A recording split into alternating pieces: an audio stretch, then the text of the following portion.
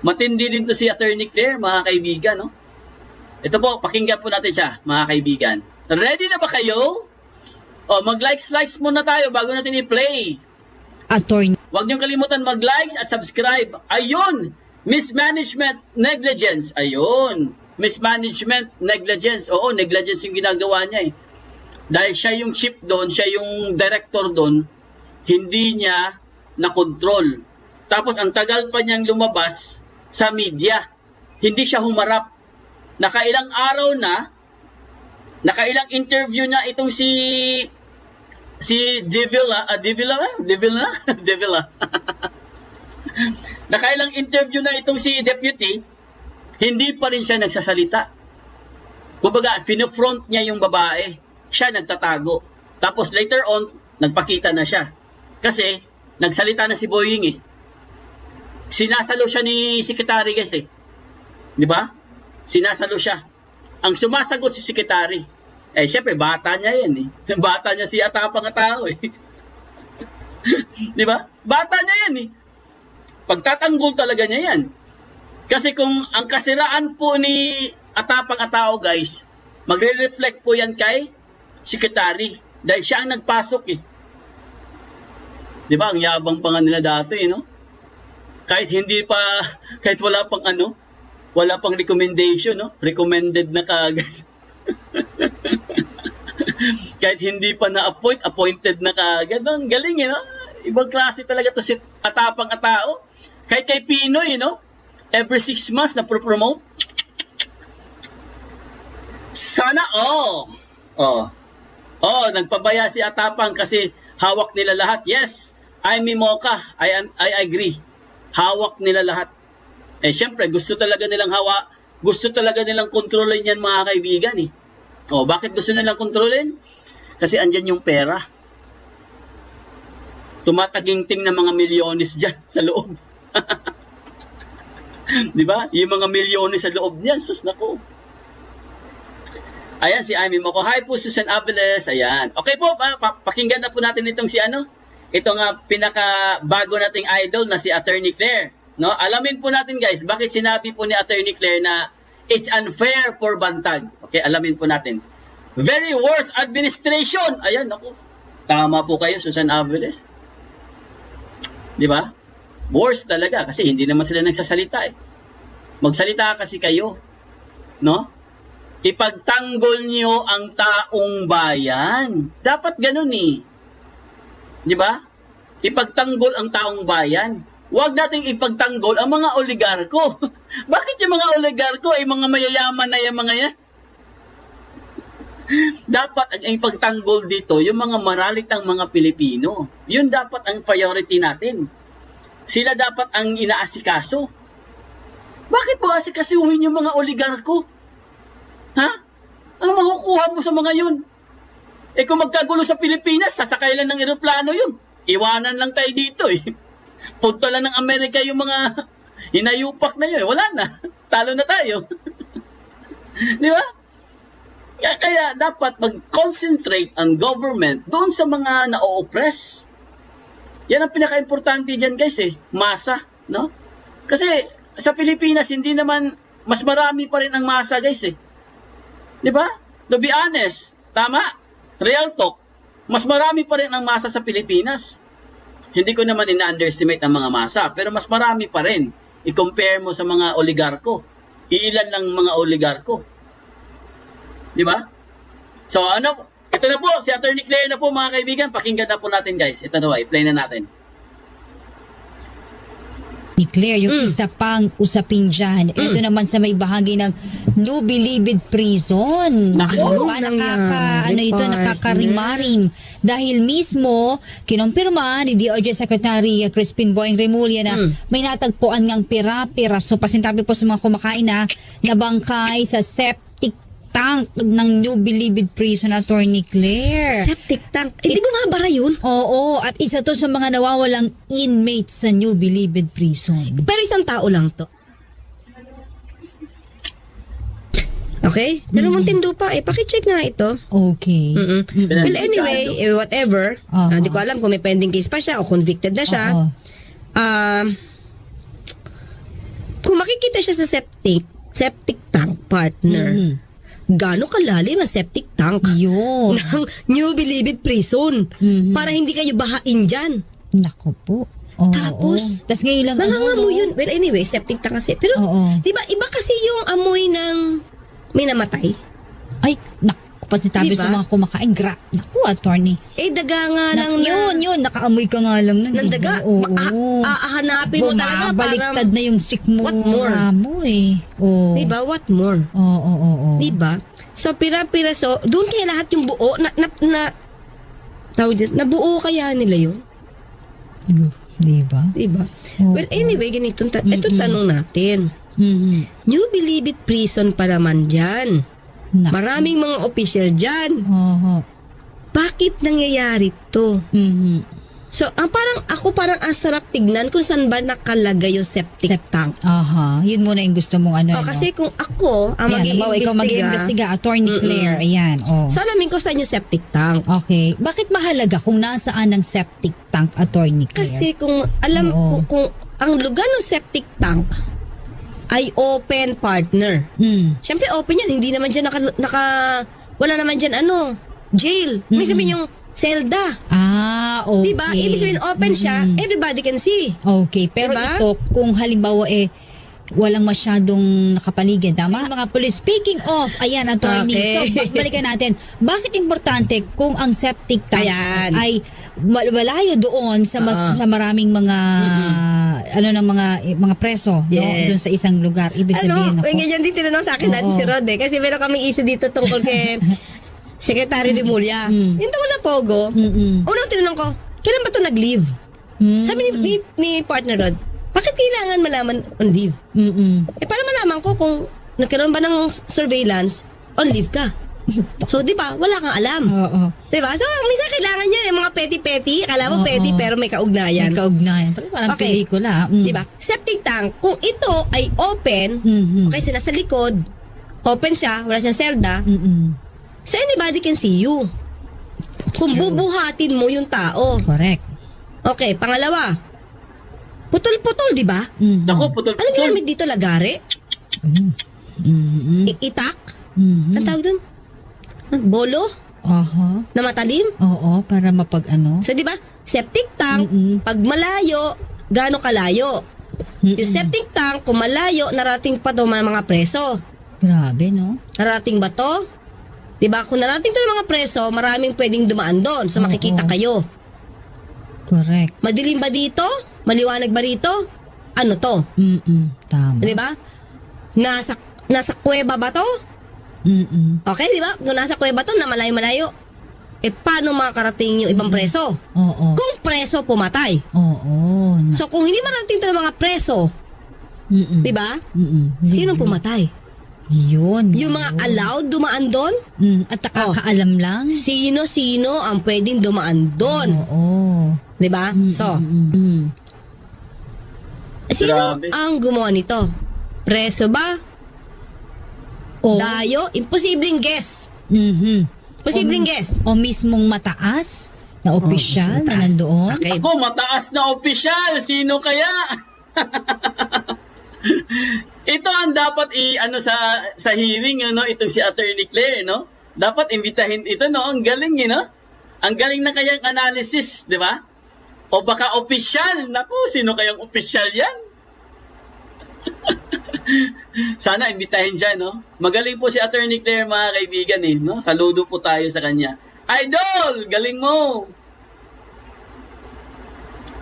Bakit imposibleng guess? Oo. Kasi binubusisi ang gamit bago makapasok. Tama. Oo. Kahit nga sa mga jail, Hindi ka punta makakapasok ako, dun pagka cellphone iwan. Kaya nga pag Kain dumibisita ka daw, ako, partner, attorney. Kain ka daw muna. Kain po. kapag kami, pag dadalaw ako, hindi na ako nadala ng bag. Para wala. Pati cellphone hindi na. Oo. Wala na. Pati cash hindi na. Wala akong dala. Maliban siguro hindi naman ako ng ballpen doon at papel. Okay. So wala akong dala. So, definitely hindi guess. Okay? Isa-isayin natin yan Okay. Kung preso, paano nagkaroon ng armas? Oo. Oo. Di ba bawal? Yun, dapat ang tanong. Oo. Nagkakaroon lang yun ng armas kung alam ng mga opisyal. Tama. Di ba? So, kung hindi preso at imposible, sino na lang natitirang pwedeng pagbintangan? Oo. Okay? Yung mga nasa, alam mo na. Di ba? So, tapos pira-piraso. Chop-chop eh. Di ba? Grabe. Chop. Bakit doon pa? Sana tinago nyo na. Bigay pa ng opinion eh. Na ibig sabihin, napaka-crazy na ipasok mo to sa septic tank kasi mahuhulit to. Di naman to agad maaagnas eh. Oo. Ay pakitanong natin kay MJ. MJ, ano na ba to? Medyo decomposing na ba to? Nung nakita? Sa report? Kasi nakilala pa. So in other words, wala pa tong forensic partner. Oo. So medyo nakilala pa to. Ha? Alamin nga natin kasi hindi ko alam yung stage niya, di ba? So, mga ilang buwan na to. Kasi sabi dito, partner, ito pa malaman natin. Oo. Gano'n nakatagal yun? Doon, oo. Doon. Sa septic. Kasi malaman niya sa forensic kung malamang ilang buwan na itong patay. Oh. Diba? So, i-correlate ba natin to kay dating Bureau of Corrections, Bucor? Oo. Dati Bureau of Corrections, Bucor pa. Oo. Bucor Chief. Gerald Bantag. Oo. Kung matagal na siyang wala doon. Oo. Ay, matagal na siyang hindi opisyal. O nangyari ba yon nang siya ang nandoon? Makikita yun sa partner, makikita yun sa age nung pagpatay, kung ilang buwan, ilang period na, ilang days. Estimated days or months, 'di ba? So, it's unfair, no, for Bucor Chief Gerald Bantag na madawit yung pangalan niya Manindrop siya dito. Kung hindi pa natin nalalaman kung ilang buwan. Oo. Okay? Pero ang sabi ay magsusumite Attorney Claire ng komprehensibong ulat. Ito ngayon yung ating NBP Director General Gregorio Katapang Jr. naman sa insidente. Tingnan natin kung... wala daw details, attorney, kung Ayun, di dapat, diba? Oo. Well, anyway, tingnan natin, diba? Kasi sa forensic, makikita yan. Importante yun sa investigasyon, attorney. Yes, of course. Kasi malalaman natin sino ang may dito eh. May command responsibility. Sino? Ito natin. Sino ang opisyal nung panahon na ito ay napatay? Yun. Yeah. At saka alam mo, Attorney Claire, ang takot natin dyan, siya lang kaya ang ginawa ng ganito sa loob ng New Bilibid Prison o baka naman Marami pa. So, yun po yung tanong dun, guys, no? O, di ba? Narinig nyo, ha? Galing po yan kay Attorney Claire. Unfair po kay Bantag kumadawit yung pangalan niya dito. Unfair talaga yon. Kasi nga, sabi ko nga sa inyo mga kaibigan, dapat, ang sisisihin dito or ang imbestigahan dito, yung kasalukuyan na namumuno sa Bucor. Hindi po yung nakaraan. Kasi guys, itong si Michael, itong nawawalang natagpuan na, 'di ba? Nawala po siyang wala tanggal yung niya. Natagpuan na siya. Ngayon lang yan nangyari, hindi naman dati. Ngayon lang nangyari. Kaya wag po isisi sa dating namumuno kasi unfair po yun, guys. Pagdating po sa batas. Yan na si Attorney Claire na nagsabi niyan. Oh. 'Di ba? So sana pagdating po sa hearing, sana nakikinig sila or sana kausapin nila si Attorney Claire para ma-refresh yung mga utak nila. 'Di ba? Kasi nga si Attorney Claire may alam din Alam din niya yung mga batas 'Di ba? Mas maganda talaga kausapin nila si Attorney Claire yung parang legal counsel nila, no? Para matuto din sila sa mga batas. Kasi parang hindi nila alam ang batas No? Pasintabi lang pero parang hindi talaga nila alam ang batas. So, ngayon guys, ang sinasabi po ni Attorney Claire, mga kaibigan, syempre malalaman niya, no? Na kung sino ba talaga ang gumawa. Kasi pag i-imbestigahan mo yan, malalaman yan Eventually, magkakalabasan yung mga tinatago dyan. Ngayon, mga kaibigan, ang sinabi po na Attorney Claire dito, guys, na hindi po idadawit yung pangalan ni Bantag. Ayan na, klaro yan, ha? Klarong-klaro na yan. Okay? Play po natin. Lately lang nawawala yung tao. Yes! Lately lang nawawala yung tao. Hindi po dati. June lang siya June lang nag-umpisa. June siya ang alam ko, June siya missing Tapos July nila inilabas sa media. Nakuha nyo yung timeline. Ang tagal, di ba? Oh, ang tagal nilang inilabas. Siguro nag-iisip pa sila. Diba? Baka hindi lang doon dinala. Oo. Paano kayo ito madidiscover, no? Paano kayo madidiscover kung saan-saan yan? Grabe, no, Diba? attorney, no? Hindi naman niya maaamoy lang ng aso eh. Kung And- matagal na eh. NBP, ano? Nako po. Pero parang pelikula, partner. Ram, kanina nga, nagkukwento ka. Yung pagdetalye mo, parang, naisip ko, parang nanonood ako ng ng pelikula, di ba? Meron kang imbestigahan, kailan, ganun, paano. Diba? Oo. For what? attorney. Anong purpose? Tsaka grabe, no, sa loob ng ng New Bilibid Prison. Ibig sabihin, partner, yung mga head dito, pwedeng abusado. At pwede rin, Attorney Claire, na posibleng may mga ganito pang nangyari o noon. Di ba? Yes. Posible pa, baka may makita pa dyan. So, kailangan talaga ni Director General Gregorio Katapang na mas maging matapang sa pagsaliksik. Ganda na apelido niya, no? Oh, katapang. Katapang. O, dapat yung ilong niya malakas umamoy. Nako. Diba? Tingin ko malalaman naman niya kasi pagka nakipagkwentuhan siya doon sa mga tao sa loob. Malalaman naman yung mga Bakit ba ang kwento New Bilibid Prison, no? Ang daming mga hiwaga sa loob. doon. Partner, kasi tingin ko ito yung Grabe. ito yung iba. Ito yung iba. Yung iba power tripping, iba talagang feeling Diyos, 'di ba? Pag head ka na, Oo. daming ganyan eh. Feeling Diyos nila. Di ba? Kala mo walang Diyos. Sila yung Diyos. Di umano, Attorney Claire, narinig ko rin sa isa nating kasama sa media, pag may pumasyal daw sa loob dyan, di ba, yung binibigyan ng karapatang may pumasyal na pamilya. Oo, pwede pa daw magpa-deliver ng pagkain Pag grab mo, paano mo Oo. papasok sa loob ng di ba? Bawal ba yun? Bawal yun. Bawal ba nga? Oo, dapat dala lang ng pagkain. Tsaka may bilang lang di ba? Oras yung doon. Pagbisita. Meron oras. Pero yung pag-deliver ng pizza, inisip ko partner kung bawal.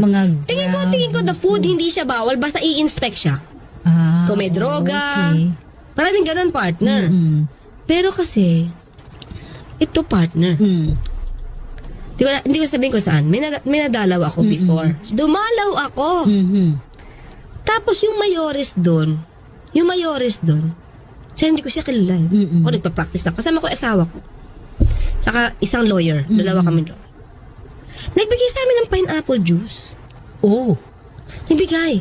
So syempre takot ako partner. Pero nasa lata naman siya. So parang hindi naman siya malalagyan ng whatever. Diba? Kahit na attorney. Hindi ka Binigyan niya kami yung sure. pineapple juice. Diba? Tapos, kinuha niya yung number ko. So I thought, kukunin niya yung service ko as a counsel. Yeah. Pero may cellphone siya, partner. Ba't naaalaw? Yun ang sinasabi. Diba? Oo. Tapos yung cellphone na yun, ginagamit niya. Hindi pala niya ako kukunin lawyer. Akala niya dalaga ako. Ay, wow. Haba ng Akala niya hair. dalaga Oo. ako. So, ito pa, partner. At that time na naglo-load siya sa cellphone ko. So, medyo natakot na ako. Takot. So, ibig sabihin, naaalaw ang cellphone Yun. kapag medyo mataas. I mean, kung medyo kinikilala, mayores, di ba? Personal experience to, ha? Hindi niyo pwede i-deny yan. Ayan, makinig kayo kay Diba? Attorney Personal Claire. experience So, yun ni yun. Ibig attorney. sabihin, naaalaw. Mm-hmm. Yung kubol, bahay, Diba, na-feature na nga yan before. Yung mga don't kubul-kubul na deny. yan. Oo, don't deny. Oo, pag- Diba? Mahal yun, partner. 60,000 yan. Grabe, no? Okay. May bayad yun. Pera, Ang tanong ko pera. lang, may resibo ba to? Diba? Sino? Pera, Sino pera. nakikinabang doon, partner? Diba? Dito bintang, ha? Kasi, personal. Although, hindi ako yan doon. Pero syempre, sabi ng kliyente ko, diba? Oh. Tapos, ito pa. Grabe, Sinabi ng kliyente ko, ha? Mm. Hindi ko sasabihin ko saang ahente. Ahensya. Ayan siya. Nung kinulong sila doon, may tagalaba. Oh, talaga. Kailangan magpalabas sila. Talaga. At yung naglalaba, Bibigyan ng... 16,000 a month. Sus! O sabi ko, pwede ba 16,000 maglaban na lang ako dito? Talaga, attorney. Grabe. Pera-pera talaga. Yeah. Ano? Bulong ko sa'yo mamaya. Kung saan. Oo, bulong mo yan habang kumakain ka mamaya. Diba? Grabe naman. Grabe. attorney Sabi ko, okay to. Claire, pera-pera. 16,000 a Ibang month. klase. Okay to. Eh, syempre, ilan ba lang ang damit ang preso dun? Oo. Ganun ba kabulto yung damit? Definitely hindi. Diba na feature ngayong mga binibenta ng mga pagkain sa loob, alak, sigarilyo. Yun dapat bawal Oo, yun. yung mga Pero ganun. pizza, parang pwede pa. Basta, Oo. kailangan, siyempre, ititingnan mo yan sa isa. Oo, grabe ang New Bilibid Prison, ano? Ay, partner, yung ibang ahensya, hindi ko na sinabing sa You Believe It Prison yan, partner. Ay, hindi. Ibig sabihin yung pinag-usapan natin kanina, attorney. Ito, oo, kasi naaari na may mapatay. Patay, oo. Diba? So, May nangamoy, diba? wala bang kinalaman yung matataas na official dyan? Kung wala man, ito na naman tayo, partner. Kung wala kayong kinalaman, Oo. naku, ayoko silang papiliin, ha? Kasi si Senator Tulfo, pag nadinig yan, papipiliin ka kung ano ka. Ikaw ay bobo o ikaw ay tiwali? Bobo dahil minimum bobo ka at hindi ka karapat-dapat sa PNP, dapat masiba ka na sa pagka. Bobo o tiwali ka? Wala akong mapili, Honor, kundi bobo na lang. So kung wala mapili, tanga. Diba? Ayoko naman silang papiliin. ng Oo ganun. nga, oo. Pero, I mean, let's face it. Diba? Kung di mo to alam, ano ka nga? Correct. Diba? Naku. Parang ano to, may tatawag dito eh. Natutulog ka sa pansitan. Ay, oo. Wag kayong tutulog-tulog dyan sa pansitan, Diba? Mga ganun ang salitaan. Natutulog kayo sa pansitan. Ano ang tawag sa inyo? Oo. Diba? Kasi parang wala kayong alam. Ano ka, inosente? Tapos, ay, di ko po alam. Ganun na lang yun. Leader ka. Ikaw yung bossing dyan. Kaya nga, attorney, pabalikan din yun, di ba, sa dating Bucor, chief. Pero hindi ka sasabihin mag-resign kayo. At nanagutin kita. Diba? Kahit sabihin mo hindi mo alam, kung ang responsibility yan, ba't di mo alam? Yun. Basta, di ba meron isang preso, na bigla ng out, boom, parang nawala. Oo. Diba? Oo. Pero ngayon, naisip ko, teka lang, Verify ano nangyari natin doon? yan. Siguraduhin niyo na wala. Tapos yung may hawak sa kanya, wala lang, di na hinanap. Thank you sa ating production na nasama tsaka sa digital. Ayun po mga kaibigan, si Attorney Claire. Dito nga natin makikita kung gaano nga talaga kagaling si Attorney Claire Castro magpaliwanag at kung paano nga talagang banatan itong si Remulla at si Katapang sa nangyari doon sa Bucor Bilibid. Kung tutuusin, paano nila naipunta ito sa loob ng septic tank na wala man lang nakakakita na security? Tila nagtutulog-tulugan ba ang mga gwardya doon or talagang nabayaran ang mga ito at talagang tinago at kasabwat ang nasa loob? Kaya naman dapat talaga na imbestigahan na ang mga bilibid or mga security at mga opisyales sa loob ng Bucor na ito. Well mga kaibigan, kung kayo ang tatanungin, ano ang inyong mga opinyon? Just comment below sa ating comment section at ating pag-uusapan.